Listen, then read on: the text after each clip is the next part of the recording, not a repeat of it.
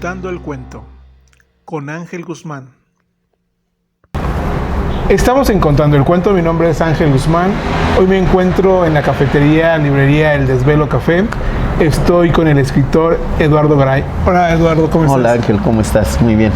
Te voy a decir, como te dijeron hace rato, ¿de dónde vienes? ¿De dónde vengo? ¿Dónde naciste? Nací en Querétaro, ¿sí? Querétaro 100%, en 1970. Toda mi vida, toda mi infancia en el barrio del Tepetate. Viví en la colonia Alcanfores y después viví a un lado de la Pulcata.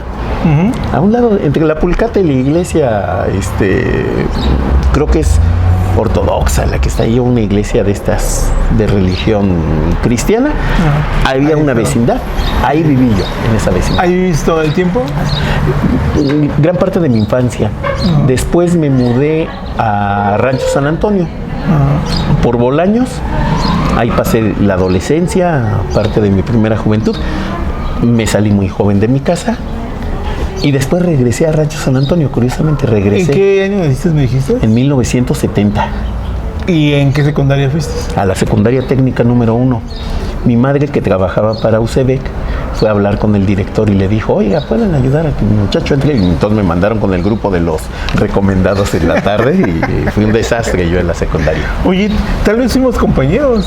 Yo fui en el segundo y el tercer año. Yo fui del 83, ciclo 80, debí haber salido en la primera del 82, 83, 83, 84, 84, 85. Pues yo tuve que ir en el mismo ciclo, yo también soy del 70. Seguramente. A mí me dio clases el maestro Aguado, que todavía, genial el maestro Aguado. Cierre la puerta, por fuera. ¿No? Jacinto y María éramos todos, ¿no? Ay, Jacinto. Pero ya sé, tú ibas en mecánica, yo iba en electricidad. Me daba Elías, no sé si que también nos daba deportes. Elías, el maestro Elías, el profe Armando Elías, ¿sí? Sí, a mí me dio clases la maestra Corso en español, la maestra Corso, el maestro Aguadito. Y me dio clases el maestro Luis. ¡Ay! Yo no me acuerdo, fíjate que fue una etapa como muy oscura de esa época. De eso de que yo todavía veo a mis compañeros de la secundaria porque me invitan a la reunión, pero de ellos no me acuerdo nada. Yo los veo poquito, porque sí veo un montón de viejitos bien jodidos. Me acuerdo que yo era un niño muy tranquilo, pero había unos niños que me correteaban y me iba. ¿Ves que antes había salones de puras mujeres? Sí. Me metí ahí y me defendían a mí me tocó estar en un salón de puros hombres. Porque era el taller de mecánica. De mecánica, sí. Entonces solo había una mujer, Olivia. Mira. Que era una sola mujer que era protegida por Almada, buen rostro, un italiano tonazo. ¿Te tocó jugar frontón ahí en la paredes? Me tocó jugar frontón, me tocó jugar ajedrez con el maestro Caballero. Dominó. Ese no me acuerdo. Jugué dominó y después me invitaban los profes a jugar dominó a sus casas. Porque gané un torneo que hicieron de dominó y lo gané. Mira qué coincidencia. Sí, era bueno para el dominó. Oye, ¿todavía habrá esta rivalidad entre la técnica y la federal? Yo creo que sí, pues cuando dije que estaba en la técnica nomás chiflaron, dije, bueno. Ya ves que en los desfiles había broncas. Había broncas, sí, claro, a mí me tocó corretear más de alguna vez y que me corretearan alguna otra. De aquí, del Zaragoza y Tecnológico, cuando inauguraron la del Caballito, estaba Mariano Escobedo, y ahí salí corriendo rumbo a la secundaria porque nos corretearon los de la Federal 1, pero era una etapa muy, muy agradable. Yo me acuerdo de algunas cosas muy así. Me acuerdo que cuando no teníamos clases, ves que antes no estaba el parque. No. Te podías ir por los Alcanfores, ahora sí, por los Alcanfores. Y había muchos compañeros que vivían atrás y allá en el mercado del Tepe, y allá nos íbamos a comprar huevos y chorizo y tortillas y nos hacíamos de desayunar ahí. ¿Te tocó don Jesús de prefecto? Creo que sí. Un señor grande de edad, don Chucho. Que don Chucho decía, éramos conocidos mis cuates como las luciérnagas, porque nos íbamos a la cancha de fútbol y allá estábamos. Hasta allá atrás. Y entonces nomás gritaba, ¡mis luciérnagas, ya, vámonos! Y ya sabía que todos con el cigarro en la mano. Y había un compañero que vivía en la calle de ahí de La Era, que cuando llegábamos tarde nos dejaba saltarnos por su casa. Sí. Se llamaba Mauro, me acuerdo. No, ese muchacho. Yo lo que me acuerdo es que me ponía nada más el cuello de la camisa, porque nunca usé camisa, siempre usé playera. Entonces nomás me ponía el cuello encima con el chaleco y entraba con esa. Ya adentro, ya. Maestro, en ese tiempo de la secundaria, ya que estamos recordando, ¿ya te latía a ti lo de la literatura? No, nada, cero. Mi vida era jugar fútbol americano. Esa era mi vida. Yo también, yo recuerdo que no leía ningún libro, por creo que ni el periódico. No, ni por equivocación. Mis recuerdos de lectura tienen que ver con las clases de primaria. Me acuerdo de los libros de primaria. Que te pasaban a leer al frente. A leer al frente, y me acuerdo de El Señor de los Refranes. La rata vieja, la de la cola. La de la cola, una rata vieja que era planchadora. Me acuerdo de Julio Cortázar, era el texto de Julio Cortázar de los lentes. Un señor, de La Maceta y el periódico. Un señor compra un periódico y lo lee, y entonces es un periódico, y después lo dobla, y ya no es un periódico, sino un montón de hojas abandonado, hasta que llega otra persona, lo abre, lo lee y vuelve a hacer un periódico, y lo vuelve a doblar y deja hacer otras hojas, hasta que llega un señor y lo utiliza para envolver no sé qué planta. Dice que es para lo que sirven los periódicos. También muy clásico la del burro, del viejo y el joven, que de ese. Sí, de los primero dejaban el burro, después qué mensos ahí van los dos, y nunca le daban. Sí, me acuerdo de eso. Esos son mis recuerdos de literatura. Contaba hace rato en esta plática que cuando el viejo me preguntó, ¿y a ti qué te gusta leer? Y yo pues dije nada. ¿Y a quién conoces? Mi respuesta fue al Tri de Alejandro Lora. Eso era lo que yo oía. Mis cuates escuchaban, por ejemplo, toda esa generación a la que yo pertenezco, eran muy fans de Serrat, de la nueva trova cubana, y a mí me ponían a Serrat y francamente yo dormitaba. ¿No? Yo era más de Laraga, yo era más del Tri, era más de ese tipo de música, sin negar, pues era del Tepe, pues, la Sonora Santanera, el Acapulco Tropical, toda esa cosa era lo que a mí me llamaba. Y entonces, ¿cómo carajos llegaste a la literatura, o cómo empezaste a escribir? Porque por equivocación. Por equivocación, mira. Te digo que llegué, termino el semestre, mi segundo semestre de prepa. Yo mi primer semestre lo libré, digamos, más o menos bien. Se supone que la clase de taller de lectura y redacción me dio clase José Luis Sierra. Creo que coincidimos 2 veces en la clase, porque la clase era a las 7 de la mañana. El huevón, yo nunca estábamos. Creo que coincidimos 2 veces, pero al final nos dejó de trabajo que hiciéramos una reseñita, que no era reseña en ese entonces, era una lectura personal sobre Diles que no me maten, de Rulfo. Yo la hice. Sierra me vio con una cara de no sé ni quién es pero como pues, le entregué el trabajo, 8, ya la chingada, vámonos. Terminaba el semestre, no quería reprobar a nadie. Sierra nunca reprobaba a nadie. Entonces me echó para afuera. Yo muy feliz con 8. Pero digamos, más o menos mi primer semestre a tumbos lo fui. Y en segundo semestre me toca con la maestra Gloria Rosas, es cuando me fracturo. No puedo jugar fútbol, entro en una depresión terrible, no podía hacer nada. Yo viviendo en Rancho San Antonio y estando en la Prepa Sur. Entonces tenía que tomar el camión Bolaños Lomas, que se iba por la Cruz. Andaba en muletas. O sea, nunca llegué a su clase de la maestra. Y la maestra, que yo me bañaba una vez a la semana, me hiciera falta uno. Y los sábados me odiaba, los sábados. Y la maestra me odiaba porque mugroso, greñudo, y me sentaba hasta atrás a fumar a las 7 de la mañana. Bueno, lo bueno es que entre los sábados hay el sábado de Gloria, que sí, esa sí te tocaba. No la podías evitar, ¿no? Pero sí me odiaba porque yo llegaba a las 7 de la mañana y me ponía a fumar. Y entonces la maestra Gloria Rosas así como que me ponía lo más lejos que podía de su escritorio. Ella llevaba a su gato, un gato gordo, bodeguero, de esos que son castrados desde muy chiquitos. Entonces, bien dormilones y toda la vida están sentados. Y allá me decía, no, aléjate porque huele a cigarro. Entonces cuando como yo casi no fui a sus clases, al final del ciclo pedí los trabajos para hacerlos y entre ellos no puedo recordar quién, así como tú no recuerdas a los de la secundaria, yo no recuerdo a nadie de la prepa.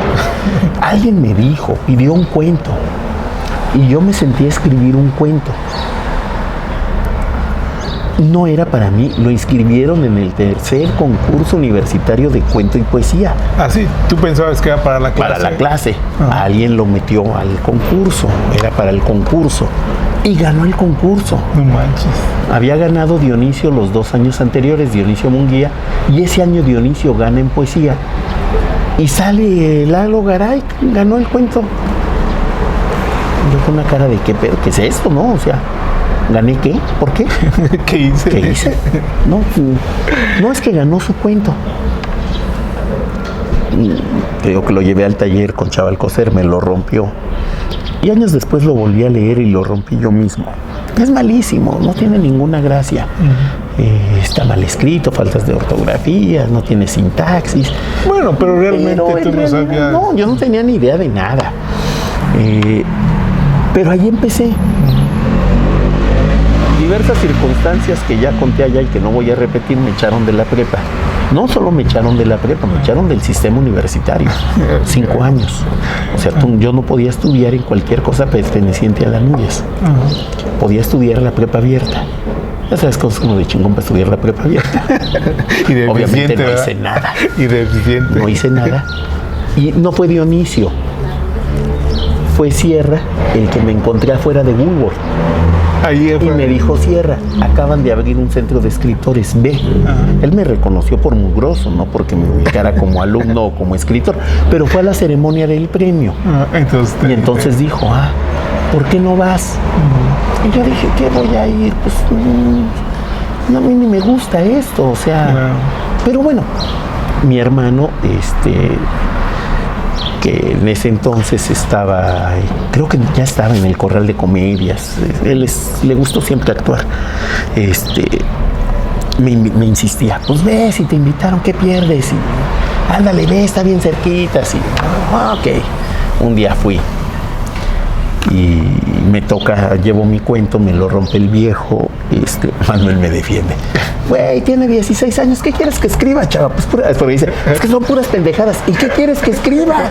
Tiene 16 años. Y no me defiendas, compadre. O sea, la neta es que ya cuando me di cuenta, oye, no me defiendan tanto, no sean ojetes. Pero en sí empezaron justo, no, mira, pues es como, se acerca a lo que hace José Agustín. Yo no sabía que era José Agustín. Nunca había escuchado de ese señor. Y te digo que abajo encontré en la librería que me incita el viejo a visitar de perfil y la leo de una sentada. Bueno, de dos, una del baño y la otra afuera porque ya estaba. Oye, ¿por qué? Bueno, no sé si eso sí, pero yo también empecé a leer en el baño. Porque es el lugar donde estás más tranquilo, ¿no? Donde nadie te molesta, donde estás a tus anchas. Y como dice ya después, híjole. Y en la cama sí te quedas dormido, ¿no? Entonces en el baño, ¿no? En el baño te quedas. Y entonces yo decidí que quería escribir como eso. Deberían de poner, en vez de decir ahí persona cagando, persona leyendo. Leyendo, sí, ¿no? Entonces yo quería escribir eso. Y me interesaba, y entonces iba a cuanto evento de literatura. Tuve la gran fortuna de que efectivamente ese lugar que se había creado era el Centro Queretano de Escritores. Y había taller de poesía, que daba José Luis. El lunes, el martes había taller de narrativa, que daba el viejo Alcocer.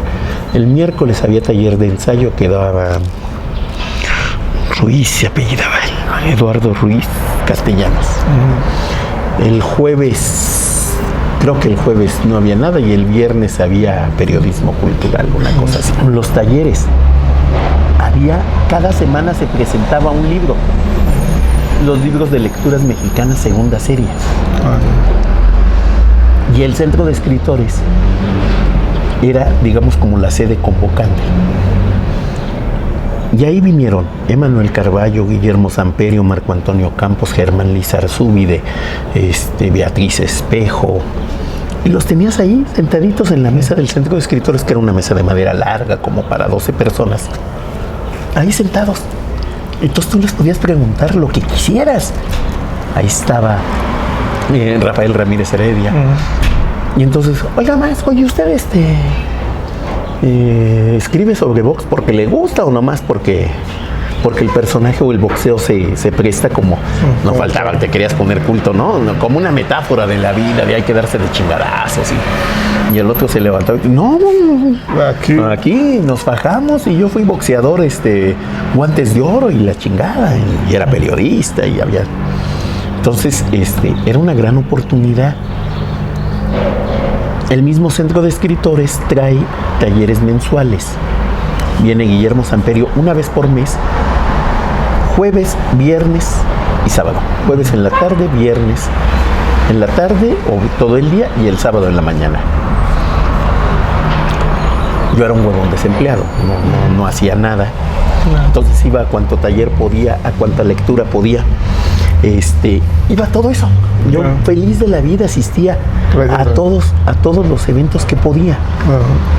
Y leía todo y absorbía todo lo que podía de vino Monsiváis, que lo de Monsiváis, por ejemplo, a diferencia de ese, como era Monsiváis se presentó directo en la Galería Libertad con un lleno hasta las chaclas, así no cabía nadie. Maestro. Gracias. No, así con... Entonces, uno tenía la oportunidad de platicar mucho con ellos. Se acaba de inaugurar Radio Querétaro, Víctor M. Navarro hacía un programa, hacía varios, ¿no? Sudando mermelada, y entre otros hacíamos una revista literaria que se llamaba El Ruido de las Letras, porque el Centro de Escritores también se encargó del ruido de las letras. Fuimos al Noticias y nos lo dieron a nosotros y nos dijeron, háganlo ustedes.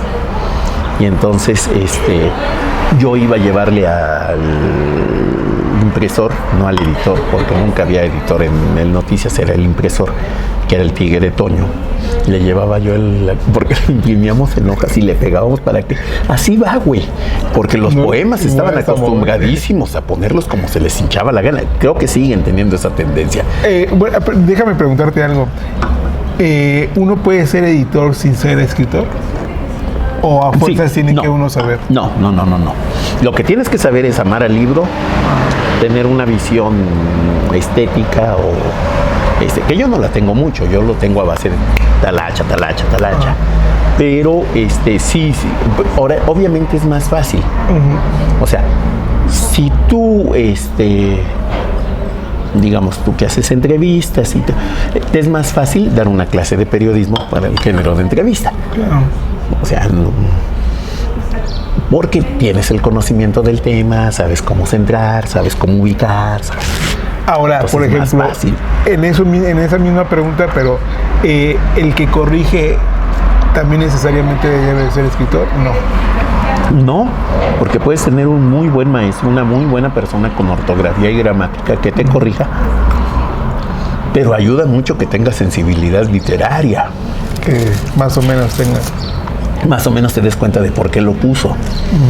O sea, cuando José Agustín ponía me sentía eternamente cansado, no lo ponía por mamerto de dejar caer, no, era una intención, o te juntaba las palabras en una sola, o te utilizaba un anglicismo, tenía una intención.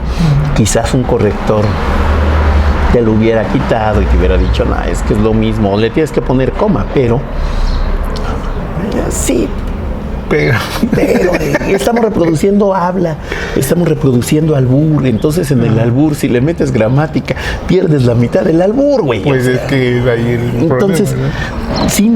sí ayuda mucho, no forzosamente, de hecho.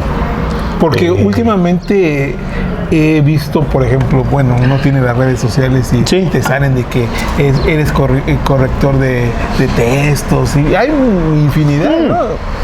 Pero no sé si realmente es que la gente cuando dice yo tengo buena ortografía, ya te puedo corregir. Pues no, o sea, son cosas distintas, son parámetros distintos. Tú puedes hacer una corrección ortotipográfica muy buena. Un sujeto, verbo, predicado, que esté todo en pasado, que no se cambie, que está en primera persona. Todo eso lo puedes hacer, pero no puedes corregir. Por ejemplo, el ritmo. Ya los chavos ahorita no les hablé. Yo utilizo una canción que no es de Oscar Chávez, pero lo hizo famoso Oscar Chávez, que se llama Mariana, para explicar el ritmo, ¿no? Bajaré al fondo de los infiernos, sacaré a los diablos de la cola, cada uno le daré yo su pistola para ver si saben pelear, porque yo sé la química retórica, botánica retórica y sistema decimal. Órale, maestro. Grave, esdrújula. Como la esdrújula le da un ritmo más rápido que lo que lleva con la grave. Claro. Es una cuestión de pura acentuación. Para eso eran una verga los griegos y los latinos. O sea, ellos inventaron esos sistemas. Claro. Les digo a la gente, es que es muy fácil ahora cuando te dicen, es que yo hago verso libre. Para empezar, verso blanco. El verso libre es el verso medido, sin rima. Ese es el libre, no el ese que, es el libre, la gente, no el que entendemos como escalerita, que decimos, ese es verso, no, ese es verso blanco. No salió de la nada el verso blanco, no salió se inspiró ese día el poeta y dijo, le voy a bajar porque aquí como que me hace falta espacio. No, fue cuando empezaste a marcar el ritmo a través de la acentuación o de las pausas en lugar de los acentos. Por ejemplo, antes eran acentuados los textos en las sílabas. Por ejemplo, a mí me gusta mucho escribir y yo sé que se me facilita la escritura porque cuando me siento y agarro la pluma y el papel se me vienen las ideas. Todas las ideas. Pero eso no me hace un escritor, ¿verdad? No, otra vez regresando a mis querencias. Cuando yo regresé a la semana siguiente de que me habían roto mi cuento, ahí en el taller. En el taller del Centro de Escritores, el viejo se me quedó viendo y dijo, ya tienes más del 50% del camino andado. Porque la gente es muy frágil. No hay nada más frágil que el ego de un escritor. Claro. De veras, es muy sencillo. ¿Tú quieres tener contento a un escritor? Lo bromeó con Rose y con varios. Díganme, maestro, ya con eso el pinche ego se me infla todo. Maestro, qué bárbaro. Le digo, no, a mí me dicen maestro porque estoy haciéndome viejo. ¿No? Cuando llegas a los 50 años te empiezan a decir maestro. Antes no. Pero ya conforme te vas haciendo viejo, maestro, cómo me gusta su literatura. Y con eso el güey se va bien contento. Entonces cuando llegas a un taller y te empiezan a decir, no, está mal. Hay que corregir, mijo. Ahí te dan como una puñalada. Pedante, no sabe lo que escribo.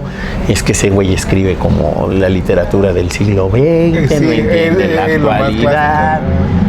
Ya sus ideas son muy pasadas, ya está viejito. Entiéndelo, él todavía cree que el cuento tiene que tener inicio, desarrollo y desenlace. Y tú. Es que un cuento cuenta una historia. Y bueno, en estos talleres con estas personas, tomé taller con Daniel Sada, tomé un taller con Ricardo Garibay, que era muy distinto a todos los talleres. En el taller de Ricardo Garibay, el único que hablaba era Garibay. Y esta Antaki, que es con la que salía con los programas de televisión, era la única que podía interrumpirle. Maestro, creo que lo está entendiendo mal. De repente Garibay empezaba, esto está mal. Jamás lo oías decir, pero es una característica de Garibay. ¿Estaba bien o estaba mal? No había medias tintas. Este texto está bien por esto, por esto, por esto, por esto. Este texto está mal por esto, por esto. Aquí hay que quitar esto, hay que evitar esto. Y de repente, maestro, creo que no le está entendiendo. Él no se refiere a esto, sino a esto. Ya. Háganle caso a la señora, yo soy un pendejo, no me hagan caso. No, maestro, o sea, todo lo demás está. Ya le dije que tiene razón. ¿Qué chingados quiere? Pues sí. Ya le dije que tiene razón. Punto. Se acabó y ya no hablaba. Y en esos talleres, con gente muy salvaje para decir las cosas, muy poco tacto teníamos. Pues te acostumbras a. Entonces yo siempre he tenido esa costumbre. Me preguntas, oye, ¿qué opinas de esto? Y doy mi opinión. Pues sí, entonces, ¿qué quieres? ¿Qué te pareció mi libro? Muy malo. ¿Por qué no fuiste que te lo corrigieran? ¿Por qué no te sentaste? ¿Por qué no vas a un taller y, güey, llevo 7 libros? Entonces, si este es el mejorcito, los 7 entonces están igual, güey. Sigues teniendo errores básicos de un taller. ¿Dónde empezar una historia? cómo terminar la historia. Aquí ya vendiste el final. Todo lo que sigue después es pura basura, es pura pajita.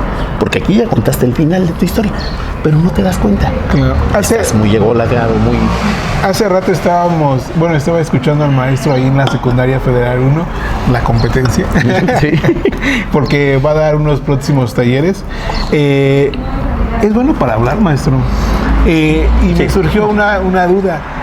¿Nunca has hecho conferencias o lo que ahora se llama, por ejemplo, stand-up? Hice un stand-up Porque digo, sí le quedaría. con Valentín García. Contaba la historia de cómo se pasa. Se llamaba La Última Frontera. Es de cómo pasas de chavito de prepa con playeras negras, chamarra. Llevaba incluso mi chamarra de cuero. Y te vas quitando la de esta y te vas poniendo una camiseta a rayas y cambias la chamarra por un saco a cuadros de esos como de clavillazo y cambias la gorra por boinita y te pones boina y cambias los lentes negros por lentes de lectura. Claro. Y entonces empiezas a hablar de intelectual. Y hay muchos que son así, ¿no? Mi stand-up se basaba en esa historia personal de... Sí, porque te estaba observando y tienes buena... Sí puedo. De hecho, buena manera lo llevé hasta San Luis con mi compadre Alejandro Roque, también hice el mismo numerito. Pero bueno, aparte que para la gente que te conozca, aparte de escritor y ahorita de esta parte de hablar en público, ¿trabajas en una primaria? Trabajo en una primaria, soy el intendente de la primaria. De hecho, llegué tarde porque no hubo agua en los baños. Y hubo que acarrear agua a los baños y limpiar los baños trayendo cubetadas de agua. Entonces, eso quiere decir que como quiera estás en contacto con la gente, con los niños. Estás en contacto con... sí, una de las cosas que también pasa, los escritores dejamos de vivir en la realidad. Digo, amo el espacio de Rose como amaba la pajarita de papel con Nuria, y vas y te sientas y tomas cafecito y entonces hablas con todos tus cuates y crees que todos oyen a Sabina. No, güey, todos oyen corridos tumbados, todos oyen a Peso Pluma, eso es lo que oyen. Claro, exactamente. No. Y hablando de eso mismo, ahora muchos niños ya traen su celular. Claro. ¿Qué va a pasar con esos niños que ya traen celular y que posiblemente no les gusta agarrar un libro? Es que era lo que les decía a los chavos, no se dan cuenta de la cantidad de texto que leen, ¿eh? O sea, entras ven el TikTok. El TikTok dura 25, 30 segundos, es muy rápido, muy chistoso. No, pero se leen los comentarios. Claro, sí. Y son 254 comentarios. Ya están leyendo los pinches comentarios. Y le contestan y el otro contesta y dice, sí. No, hombre, leen un montón. No se dan cuenta de la cantidad de texto que leen. Leen mucho. No. Lo que pasa es que ocurrió durante mucho tiempo. La gente pensaba que la literatura era muy seria. Bueno, así nos hicieron creer, claro, ¿no? Que... Vengo a traer al señor escritor. Claro. O que solamente tenías que leer los libros de grandes escritores. ¿No? Y entonces te decían Yo empecé a escribir a los 16, 17 años.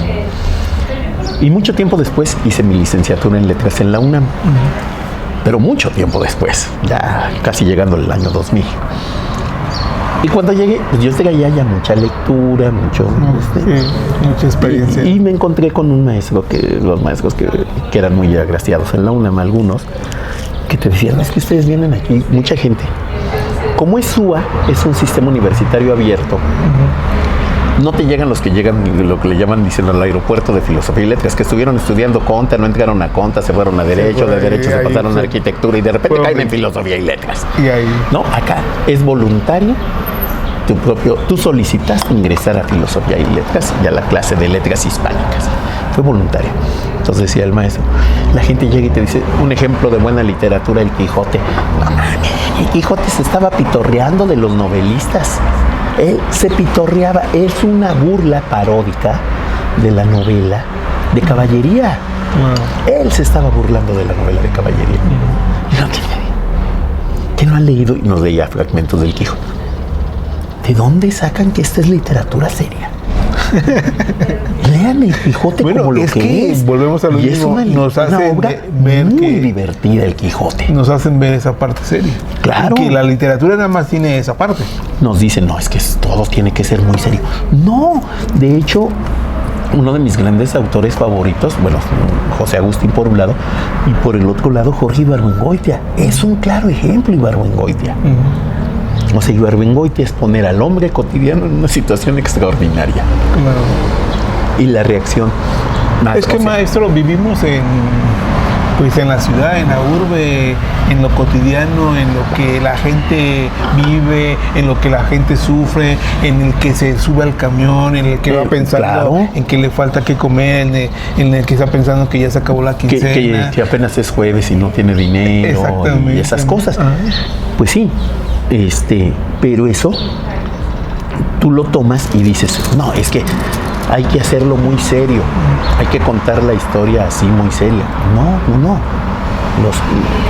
El mismo Ibargüengoitia pone un ejemplo, ¿no? Dice, le contaban Caperucita Roja y él decía, no tiene sentido esta historia. O sea, para empezar, ¿por qué habla con un lobo? Segundo, ¿cómo puede ser que el lobo llegue antes? Pues si la niña va por el camino y el lobo va. Luego, tercero, la niña es estúpida, o sea, el lobo se disfraza de la abuelita y la niña no lo reconoce, pues tú te asomas y dices, oye, esta no es mi abuela, o sea, por donde la busques. Luego decía, los dos finales son horribles. Uno es, Caperucita descubre al lobo y lo mata. O llega el lobo se traga a Caperucita y llega un cazador en ese momento y abre al lobo y sale. ¿Cómo salen la abuelita y la niña sanas? O sea, ¿y cómo el cazador iba a saber? Y cómo el cazador va pasando justo en ese momento. Y entonces él contaba una historia infantil que decía, en mi casa contaban este cuento. Una señora del poblado, vamos a poner aquí, de Hércules, de 1700, 1800, ¿no? En Hércules. Era una señora tan gorda que no la podían mover. Y la señora siempre tenía hambre. Y un día, pues llegó el momento en que, ¿no? El doctor dijo, no, pues denle tal medicina. Y la señora se tomaba los aceites de ricino y nada, O sea, seguía engordando, hasta que un día, pues la señora murió. Y cuando murió y la quisieron sacar, pues entre todos los vecinos, la levantaron. Y en eso el estómago le explota y salen un montón de animalitos que se llaman tal cosa. Y ya, y ahí termina la historia. Mi tío dice, ¿qué pasó? Y los animalitos, ya andan. No, o sea, cuando una persona no quiere comer, dicen que tiene estos animalitos en la panza. Cuando una persona come mucho, tiene estos animalitos en la panza. Es un gran cuento, tiene todo. La historia te la va dejando caer, como va armando el personaje de la señora. Y el final sorpresivo. Con un final lógico. O sea, a la señora le salieron bichos en la panza. Y esos bichos, cuando ves a alguien que está tragando mucho, todavía en el pueblo de Hércules dicen, seguramente tiene, ¿no? O como con los niños muy inquietos, seguramente tiene chincuilas en la cola. ¿No? Ese tipo de cosas. Es una historia muy fácil, muy agradable, muy bella para contar. Maestro, cuéntanos cuándo escribes tu primer libro o cómo se dio de tu publicación de tu primer libro y cómo se llama. El libro se llama Crónicas. Salió publicado hasta el 2001. Pero son crónicas de 1998, del año de 1998. Yo tenía ya, pues, para ese entonces 10 años yendo a talleres y escribiendo. Ya me había pasado. Marco Antonio Campos me dio ese consejo de, ¿por qué no guardas lo que escribes? Fue una manera sutil de decirme que era un pendejo. Guárdalo y al año lo lees, mételo así por mes en un folder y al año lees lo que hiciste en enero y ya te das cuenta de lo que hay que corregir. Bueno, esa es una forma. Es una manera muy bella de decirte de lo que escribes es una mierda, pero no te das cuenta. Ya iba yo a mucho. Ya empezaba a publicar. Antes no era así como ahora, de cualquier lado llegas y en la página y en el Face. Sí, era lo que te iba a preguntar. Así. Había muy pocos espacios para publicar. El ruido de las letras. ¿Fue de tu bolsillo? No. Yo publicaba en periódicos, en revistas. hacíamos carteles. En esa época del Centro de Escritores, con Víctor Navarro colaboramos en el Ruido de las Letras. Yo hacía entrevistas, también entrevisté a Sierra, entrevisté a Salvador Cuevas, al viejo Alcocer. De repente sacaba notas sobre los libros que sacaba Gobierno del Estado y aparecía en la revista Querétaro. Es bueno hacer esa práctica de escribir en algún... Sí. Yo no tenía sigo sin tener mucha disciplina. Pero ese año, en el 97, pedí las primeras becas que había de jóvenes creadores. Yo era joven, lo fui. Eras joven, guapo y con pelo. Era joven y bello, decía uno de los fragmentos. Y solicité la beca de joven creador y me la dieron. Mi proyecto consistía en escribir un año de crónicas de la ciudad de Querétaro. Crónicas de 2 cuartillas, cuartilla y media era. Entre cuartilla y media, 2 cuartillas. Y entonces cada semana me sentaba a escribir una crónica sobre el tema. Yo no escribía a mano, siempre escribía en máquina de escribir. De Mecánicas Olivetti o de esas. Ajá. Trabajaba en una escuela que tenía una Olivetti de esas grandes. Como secretarial. Como secretarial de carro amplio. Y allí escribía. Ajá. Y allí escribía el libro de crónicas. Oye, ¿cómo antes no nos equivocábamos tanto? Porque pues te equivocabas una de dos. O le ponías el papelito. El Corex. Ajá. O pues agarrabas la hoja y mejor otra vez. Y ahí vas de nuevo. Sí te equivocabas, pero corregías. Y ya cuando lo pasaba el limpio era lo hacía sin prisa, digamos. No es como ahora que estás escribiendo y ya después te pones a revisar. Muy rápido. Escribo muy rápido. Y nomás con estos 2 dedos. No utilizo toda la mano, utilizo estos 2 dedos, sobre todo estos 2. Y ahí salía. Pero escribía muy rápido. Ya antes había juntado mis primeros cuentos. Y un día José Luis Sierra, que era director del Fondo Editorial de Gobierno del Estado, le dije, oye, para publicar mis cuentos aquí en el fondo. No había, iban a sacar una colección de nuevos autores, que era Nueva Literatura. Ahí publica el número 1 es César Cano, con Memorial de Sombra. Luego viene, creo que es a propósito de Eve, de Juan Malda, Contar los días de Dionisio. Circo de 2 pistas de Javier Barriento y Marta Favila y ese es, digamos, el primer tiraje, ¿no? Y ya no había más jóvenes autores. Nueva Literatura. Y entonces, pues fui a ver a Sierra. Junté mi tingladito, lo armé, le puse título, lo engargolé y se lo llevé. Y Sierra me dijo, voy a ayudárselo a mi correctora, para que me dé sus observaciones. No, a la que trabajaba con él allí en el fondo editorial, y yo te voy a dar las mías. Como a los 2 meses me lo encuentro en la calle. ¿Qué estás haciendo, Lalo? Vamos al Naranjo. Allí en Madero, de este lado estaba el Arcángel, del otro lado estaba el Naranjo. Sí, en la otra esquina. En la otra esquina. Vamos al Naranjo a echar café, Lalo. Sale. No, creo que algo así como nos vemos mañana en el Naranjo a echar café. Sí, cómo no, Pepe. Ya llegué yo y él venía con el folder. ¿Qué venía? Todas las observaciones que me habían hecho. Órale, mira. Me dio una encabronada. Pinche Pepe, está bien pendejo y no sé qué. Y Pepe me dijo, todavía me dijo, Sierra, te voy a hacer el favor de no publicarlo. ¿Así te dijo? Así me dijo. Y yo muy encabronado. Qué pendejo y no sé qué. Y me fui con mi folder todo. Pero bueno, es esta parte del ego que dices que uno, claro, que uno tiene, ¿no? Claro. Duré 15 días furioso con todo mundo y son unos pendejos y nadie sabe. Iba y le decía a Manuel, pues a ver, dime si tiene razón esto. Y Manuel leía mi cuento y pues Manuel era mi cuate, muy mi cuate. Y le daba pena decirme, sí, tiene razón. Entonces me dijo, puede ser, Lalo, es que también, no sé qué. Y había cosas que no me gustaban, que me hacían observaciones. Por ejemplo, utilizar muchas palabras. De repente yo agarraba y utilizaba palabras, a la fecha sigo escribiendo así, de repente utilizo palabras así, de un lenguaje que no corresponde, ¿no? Esto de, me va a dar el váguido. Qué bueno que me comí la hamburguesa porque me estaba dando el váguido. Que no cuadra con tu personaje adolescente. Era adolescente, en ese entonces escribía con un personaje muy joven que, no, ¿cómo va a decir váguido? Yo digo váguido.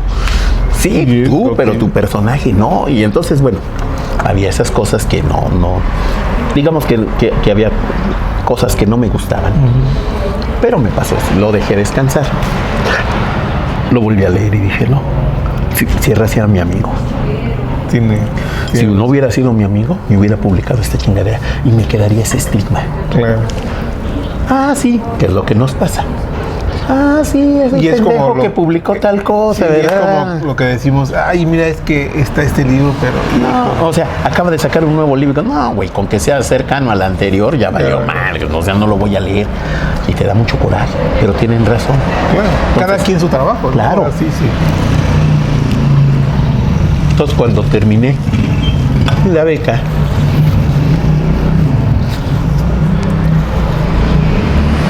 ya no estaba Sierra en el fondo editorial. Sierra ya se había ido al Instituto Electoral.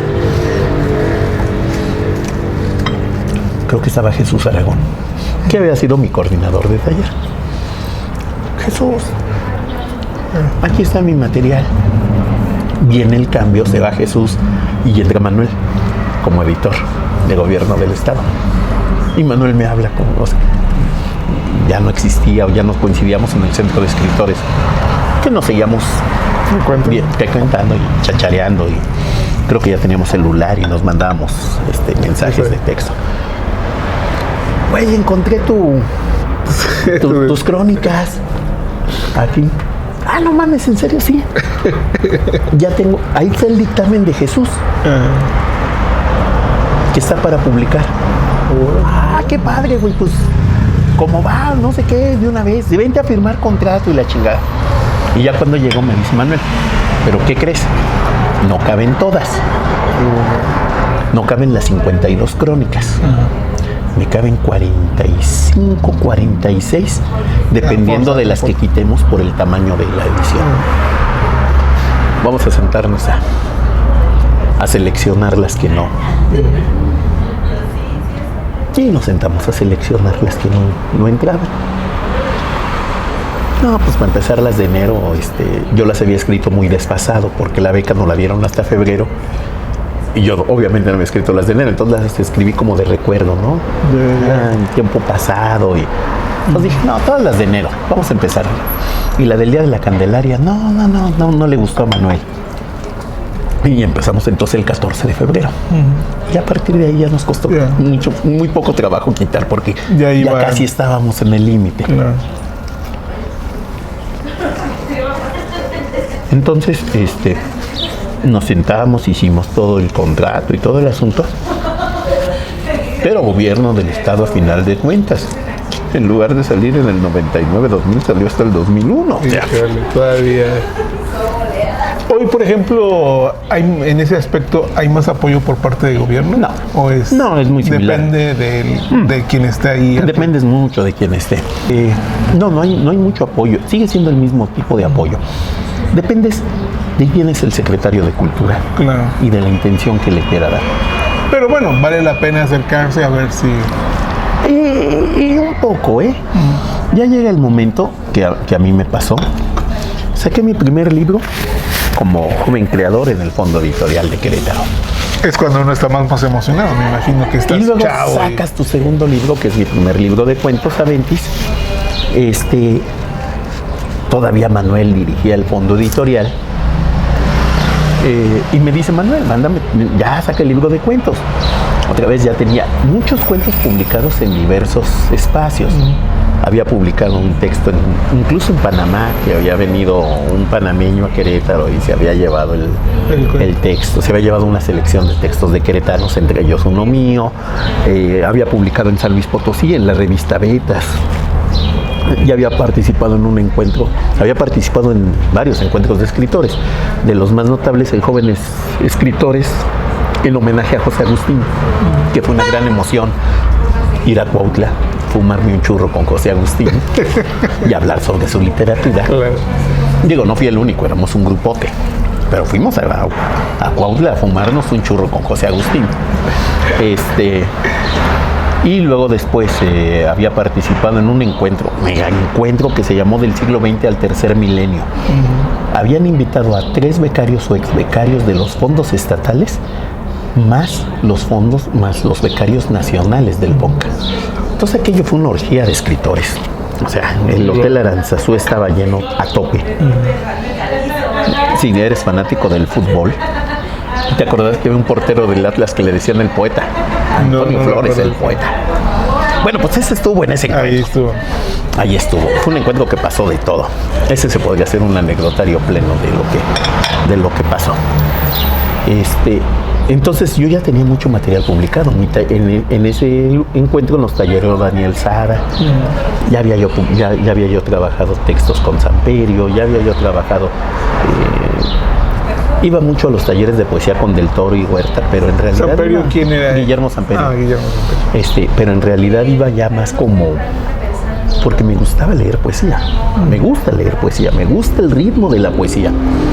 Yo siempre me quejaba que los cuentistas teníamos una noción del ritmo pésima.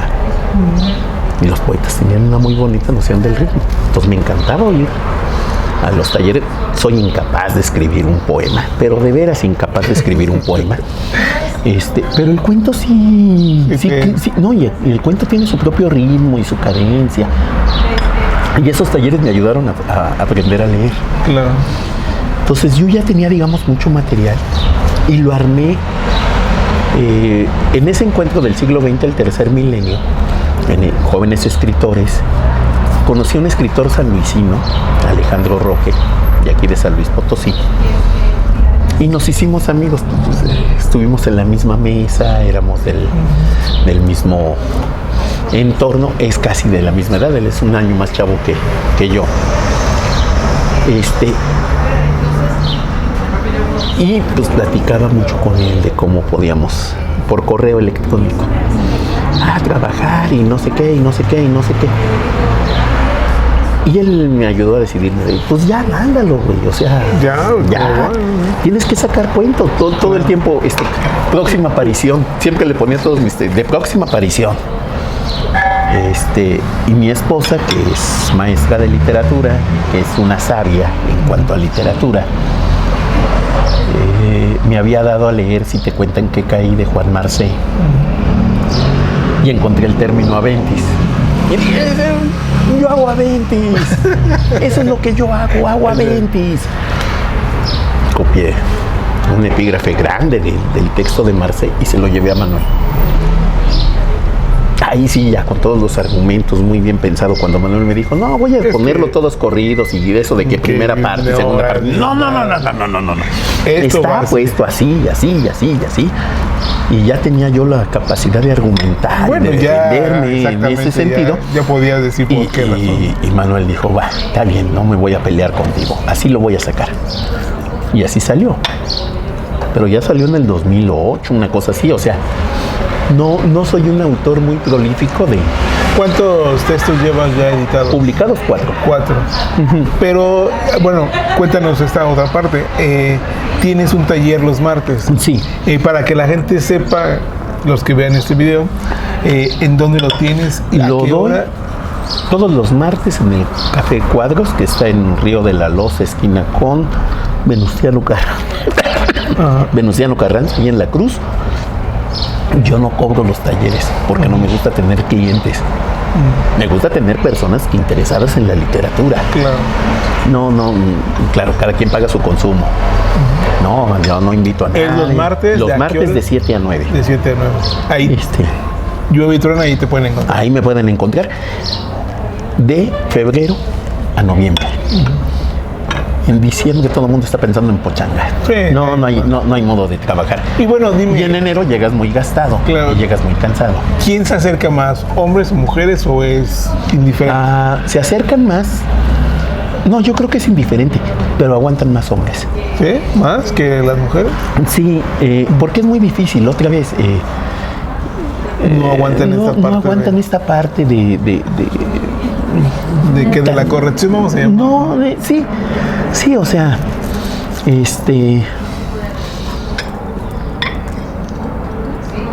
cuesta mucho trabajo que te digan esto está mal hecho y hay que corregirlo y luego ya hay varios tipos de personas que van a los talleres, ¿no? Unos van para que les corrijas.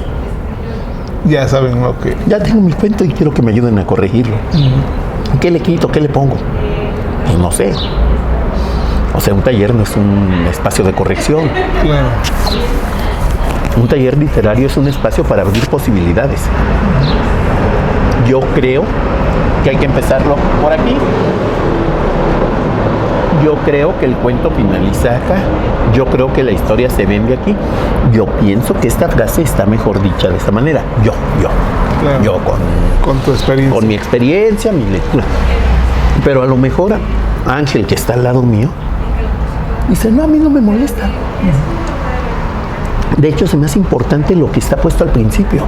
Claro. Porque si no, no entendería toda esta parte.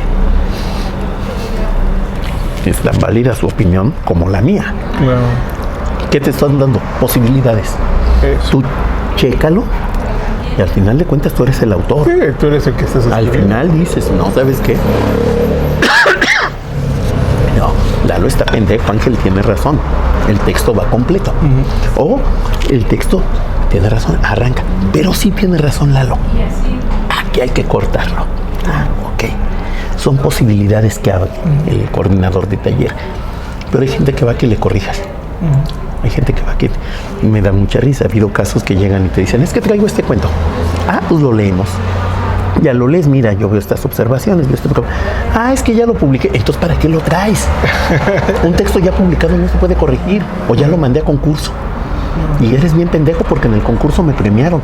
No soy un pendejo. Otra vez, es mi forma de visualizar la literatura, mi forma de entenderla con las posibilidades que yo le veo a tu texto.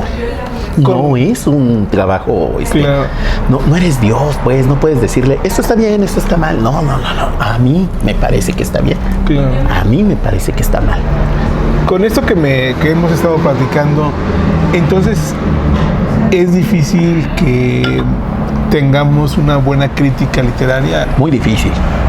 Yo aquí en Querétaro no he encontrado a alguien que realmente, digamos, y hay gente que se está queriendo adentrar mucho, ¿no? Rodolfo Campos, el mismo Carlos Campos, que no son parientes, no dirían sin parentesco. Pero hay un gran problema.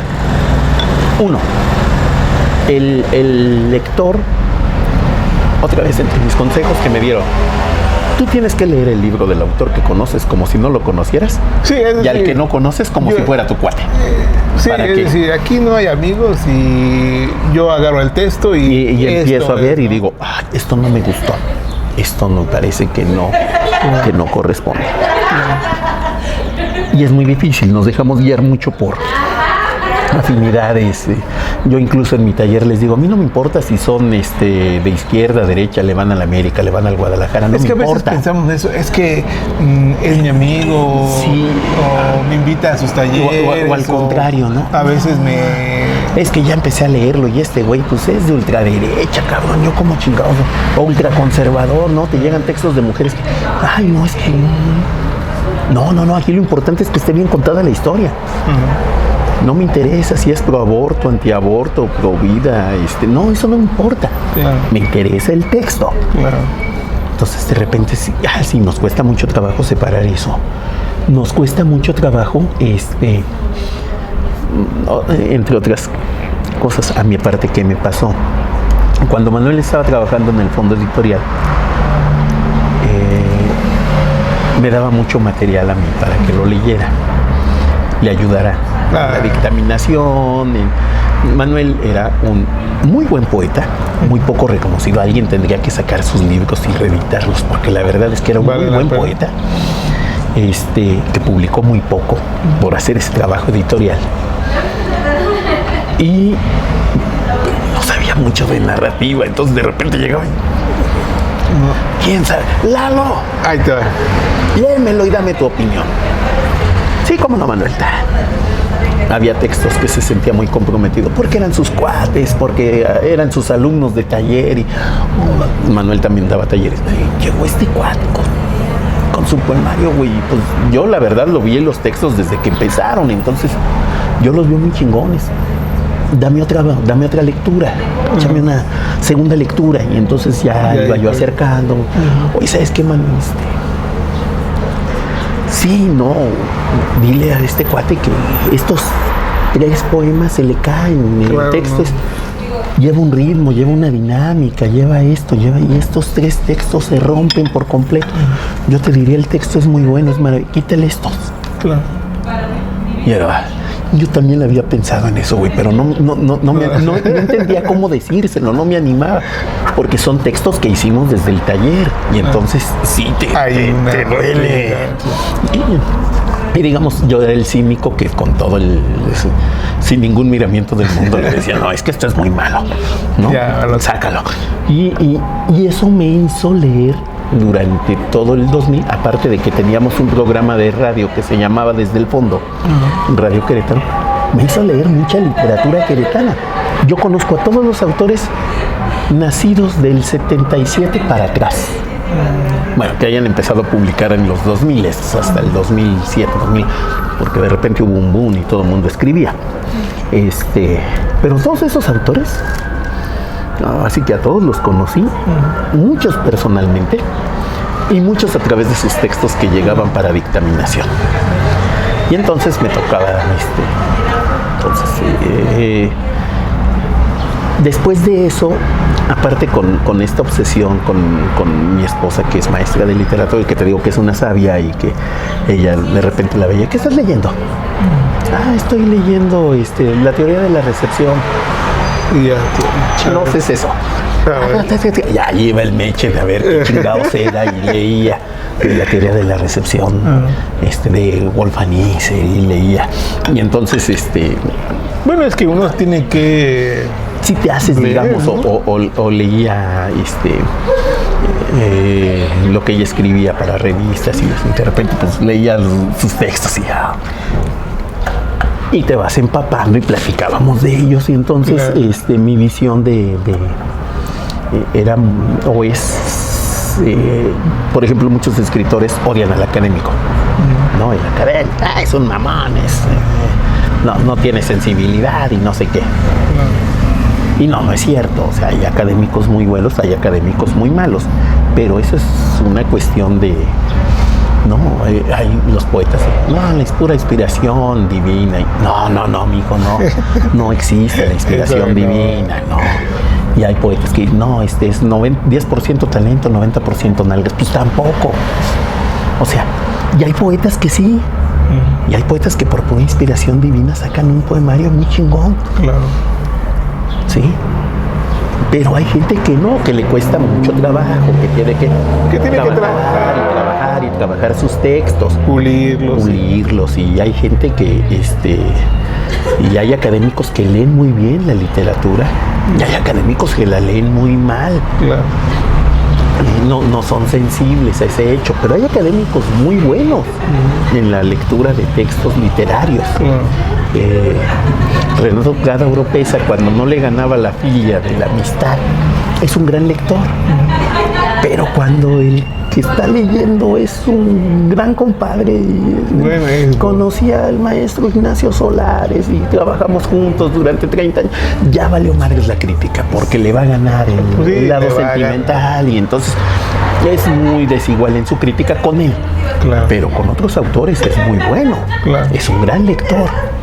Entonces, este tipo de cosas te hace que seas mucho más abierto en la crítica, en la lectura. Y creo que muchos autores aquí, cuando quieren acercarse a la crítica, te falta eso. Te falta primero una formación, no quiero decir académica estructurada, quiero decir un conocimiento académico. O sea, tienes que saber de teorías de cuento, tienes que saber de narratología. No necesitas ser un experto. No, pero tener la visión tener una visión y una noción de qué es eso. ¿no? Desde Vladimir Prop hasta terminar con las teorías de cuento de Luis Aurora Pimentel y la narratología en México, que viene de otros autores, pero bueno, tener esa visión, tener esa capacidad de lectura. Elena Beristain, análisis de la poesía lírica. Ay, es una hueva leer eso, la chingada. Bueno. Pues sí, para ustedes es una hueva, para mí me sirve mucho porque veo cómo hace esto. Yo esto de las acentuaciones lo aprendí en esos libros, no lo aprendí en la universidad. Nadie me enseñó que los textos tenían el ritmo a través de la acentuación, porque ya no están los textos en griego y nadie habla griego, ¿no? Entonces, pues, ¿qué chingados se va a explicar? Sin embargo, Beristain agarra a su marido, Bonifaz Nuño, y dice, mira, este texto está escrito en tal sílaba, mira, y aquí está el acento, y aquí está el acento, y aquí. Ah, no mames. Ah, ya le entendí entonces. Ese es el ritmo que está. Esto de la explicación de por qué se va haciendo el verso blanco, se va haciendo el verso libre, pues, hacia dónde va. Dices, ok, viene bien. De estas situaciones de cuando ya la literatura o el poema se encontraba con el límite de la rima. La rima empezaba a estorbar, la métrica empezaba a estorbar. Y los primeros ejemplos, César Vallejo, con los heraldos negros, que de primera instancia aparecen en decasílabos. No todos son en decasílabos, hay textos de 14. Pareciera que es falsas rimas, sí, porque les empezaba a estorbar a ellos y empiezan a experimentar, abriéndoles un poco narrativa. Te empieza a estorbar el inicio, desarrollo, clímax, desenlace. Y entonces Cortázar dice, empecemos por el desenlace. Y ahora del desenlace. O pasemos de la media res al extremo res, ¿no? Contar antes del final. ¿Y cómo llegamos a ese punto? Claro. Sí, es un cambio completo, le das un movimiento. Sí, pero para hacer eso, pues tienes que saber. De repente en el taller te dicen, bueno, está escrito en segunda persona. ¿Qué ventajas tiene escribir en segunda persona? ¿Qué desventajas tiene escribir en segunda persona? Hay que ver la hoja también. No es nada más. Me antojó escribirlo en segunda persona y ya. Y a veces lo escribes en segunda persona y dices, ¿sabes qué? Entonces, cuando mientras hablaba con fulano de tal, se dio cuenta que él pensaba. No te puedes dar cuenta que él pensaba. Tú eres segunda persona. Sí, estás en el instante. No puedes saber qué está pensando el otro. Eso no lo puedes saber. Puedes intuir. Me parece que está.